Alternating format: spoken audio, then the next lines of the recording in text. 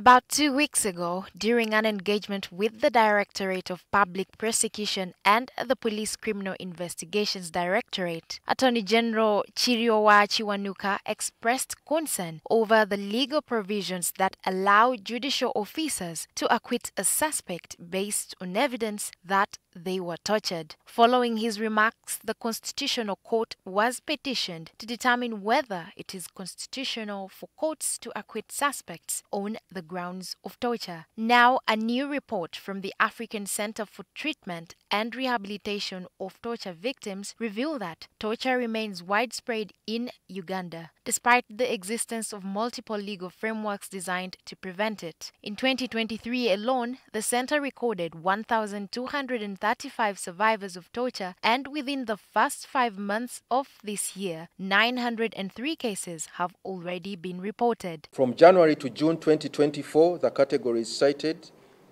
are torture and ill treatment, 657, gender-based violence, 120, other forms of violence, which includes mob violence, land disputes, and election violence, 126. 97% are Ugandan, those are 876, and 3%, 27, are refugees, majority of whom come from the Democratic Republic of Congo and Sudan.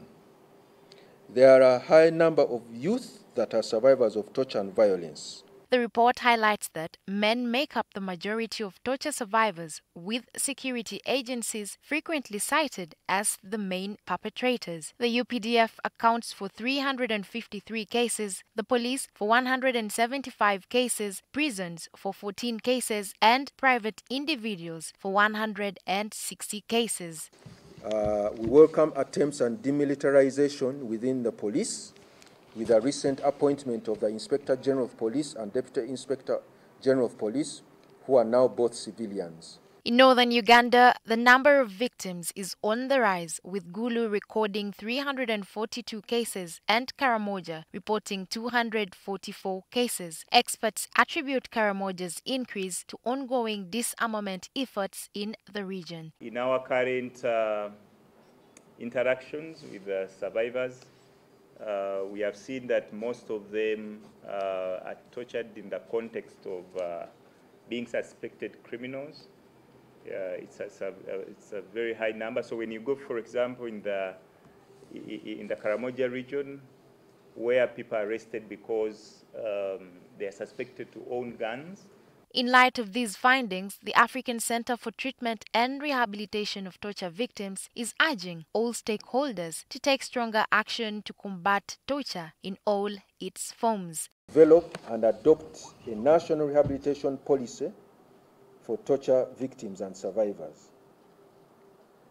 Secondly, the Ministry of Foreign Affairs to ratify the optional protocol to the Convention Against Torture, OPCAT 2006. Thirdly, Parliament of Uganda to enact the Witness Protection Bill 2015 and National Legal Aid Bill into law.